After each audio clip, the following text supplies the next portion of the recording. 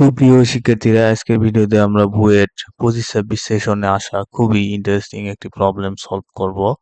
তো কোনো বস্তু যদি 80 কেজি ভরের কোনো বস্তু যদি আমাদের যে কোনো একটি অক্ষাংশে যদি অবস্থান করে, তাহলে পৃথিবী তার নিজ অক্ষের সাপেক্ষে ঘূর্ণনের কারণে সেটা কিছুটা ওজনহীনতা অনুভব করবে এবং সেটা যদি 2 নিউটন ওজন কমে যায় যদি, তাহলে সেটা কত অক্ষাংশে আছে। যখন পৃথিবী তার এই নিজ অক্ষের সাপেক্ষে এখানে ঘুরবে, তখন এখানে একটা কেন্দ্রবিমুখী বল কাজ করবে। এই কারণে বস্তুটি আসলে ওজনহীনতা অনুভব করবে। তাহলে বস্তুটির ইনিশিয়াল যে ওজন সেটাকে আমরা এফ ধরলাম, সেটাকে আমরা লিখতে পারবো এমজি। এটা বস্তুটার কেন্দ্র বরাবর, মানে পৃথিবীর কেন্দ্র বরাবর এই বলটা কাজ করবে। তাহলে বস্তুটা 80 কেজি আর হচ্ছে আমাদের 9.8। আর এটা হচ্ছে যেহেতু স্বাধীন একটা অক্ষাংশে থাকার কারণে এবং পৃথিবীর ঘূর্ণনের কারণে এটা ওজন কম অনুভব করবে। সেই ওজন কম অনুভব যেটা করবে সেটার মানটা আমাদেরকে বলা আছে। এটা আমরা ডেল এফ ধরলাম। এটা হচ্ছে আমাদের 2 নিউটন।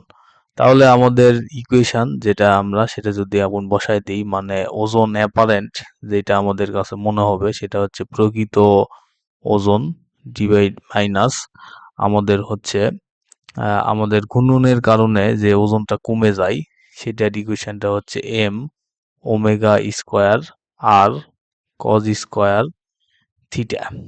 তাহলে আমাদেরকে এখানে এই থিটাটাই বের করতে হবে।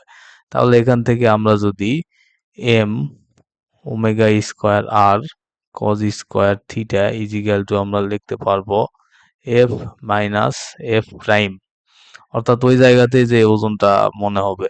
তাহলে এখানে আমাদের M omega square R cos square theta, আর এই এই যে পার্থক্যটা এটাই আমাদেরকে বলা আছে, সেটা সেটা হচ্ছে আমাদের 2 নিউটন। তো এখানে ওমেগাটা আমরা বের করতে পারবো। ওমেগা সমান সমান আমরা লিখতে পারবো 2 পাই বাই টি।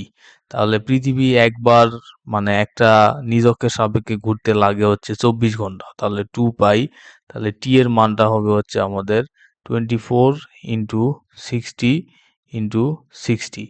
তাহলে এটা হচ্ছে আমরা পর্যায়কাল, মানে ওমেগাটা পেয়ে গেলাম, ওমেগা।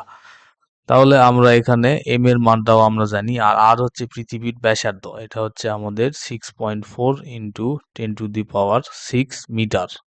তাহলে এখান থেকে আমরা যদি এখন সব ভ্যালুগুলা বসায় দিই, তাহলে আমরা মানটা পেয়ে যাব। তাহলে পৃথিবীর, মানে বস্তুটার ওজন 80 কেজি, তারপর হচ্ছে আমাদের 2 pi divided by 24 into 60 into 60 square, এবং আর এর মানটাও আমরা জানি। আর এখানে আমরা cos square theta equal to 2। তাহলে আমাদেরকে এখানে থিটার মানটা বের করতে হবে। তো আমরা এটা ডিরেক্ট ক্যালকুলেটারে করব। তো আমরা এখন ক্যালকুলেটারে চলে গেলাম।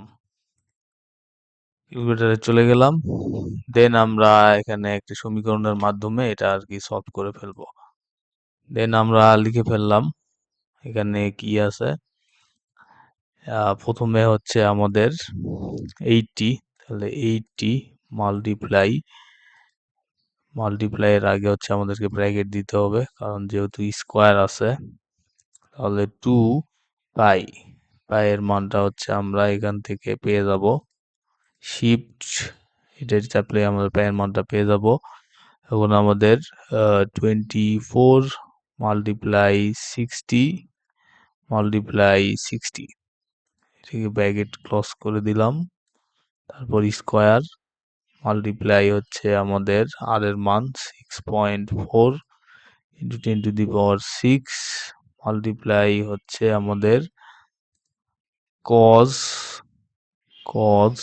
এখানে আমরা থিটার জায়গায় এক্স লিখলাম, এই এক্স এর মানটাই আমাদেরকে আর কি বের করতে হবে, ইজিক্যাল টু আমাদের হচ্ছে 2। তাহলে আমরা এখান থেকে এটা সলভ করে ফেলবো।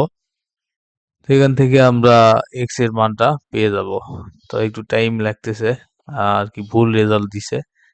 তো থিটার মানটা আর কি এত হবে না, এখানে আমাদেরকে ম্যানুয়ালি আমরা এটা বের করতে হবে। তো ম্যানুয়ালি বের করলে আমার মনে হয় 30 ডিগ্রির মতো আসবে। তো আমরা ম্যানুয়ালি যদি এখান থেকে বের করি তাহলে আমরা এটার যে মানটা পাবো সেটা হবে হচ্ছে 30 ডিগ্রির মতো। ধন্যবাদ।